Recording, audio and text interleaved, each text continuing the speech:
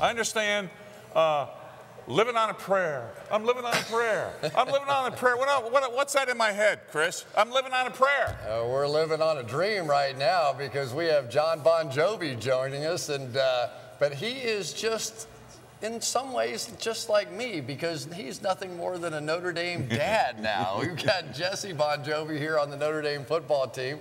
John, how are you? Chris Collinsworth, Digger Phelps. Hi, guys. It's great to speak with you. I'm floating on the clouds, man. You know, I get to walk on that campus as a proud pop. What's better than that? It's so cool.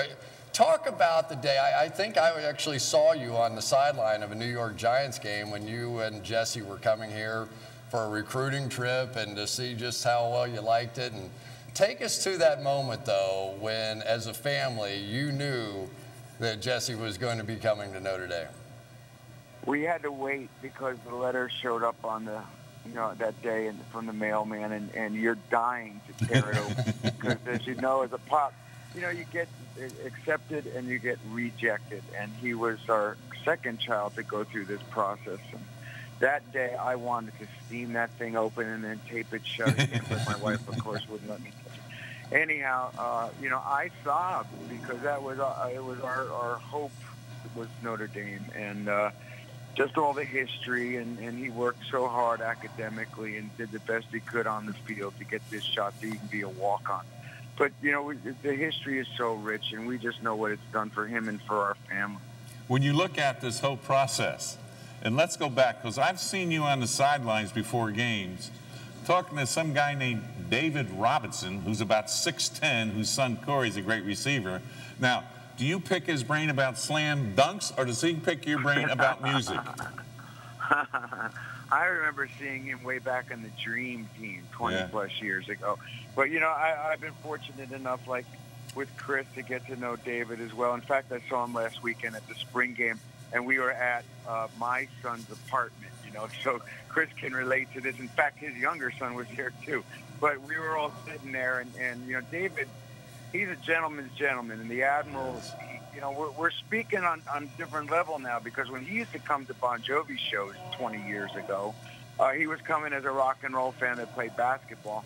And now we're, again, like I say, we're sitting there just talking about how dirty our kids' apartments are and how hard they have to work every week. Well, Jack told me that you popped up at one point and made everybody cheeseburgers, so you're just like the rest of us. That's right. I was cooking Jack cheeseburgers just last Saturday, as a matter of fact. Yes, I was.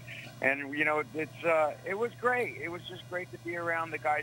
It's early to see what the team is going to be, but we've got some depth, and there sure is going to be a competition at quarterback. And, fingers crossed we just get last year behind us and everything works out.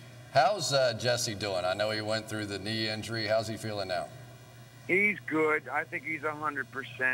That was tough. You got that call from Chad Klunder, and it wasn't a happy phone call I heard, and I thought, oh, what is it? And he said the ACL was shot. So it was a long year, but that's okay. It was more time in the team, with the team, for him to develop as a player on that level, to study film, to get ready for even the opportunity to practice with that football team. So it's okay, but he's 100% now. Thanks, Chris. He's good. What do you look for when, let's say, football's over, and here you are as a proud dad, knowing you got a son at Notre Dame, and at the same time, it's the Notre Dame network around the world once you leave here, and making change and putting people in the right position in the game of life that can't have the same opportunities. What do you look for in his life after Notre Dame football, as well as once he gets his degree from here?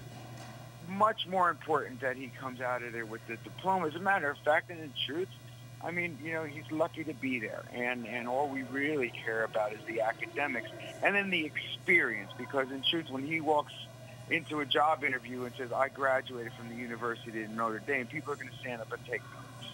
And he's working very hard on his academics, and I know how grueling a schedule that is. And so for us, that's the most important aspect of this whole experience, is that he's going to come out of there not only with the history, but with the diploma. Well, I understand that I thought I had the bug pretty bad until I heard that at one of your latest concerts, there was a leprechaun on your guitar. Any truth to that? Oh yeah, I bought one of those great little chrome. Now you got to understand, Chris. This same guitar, this guitar is so precious to me. It's the only one that I play in any show ever since 23 years now, and it's treated like gold. I mean, if I pass, God forbid, that's going to be the one in the case. And it has now the leprechaun on it, and no one would ever think of touching it. It's not interchangeable. That's there now for the rest of the days. Well, it's so great to have you as part of our family. I joined Digger's family. You joined our family now, and we are very, very proud to have Dorothea and all you guys as a part of the Notre Dame family. Thank you, my brother. All right, man. Well, it was great, and I'm really, really happy to have spoken to you guys and proud to be a part of the Irish. Thanks, guys. Thank you. Thank you, Jon.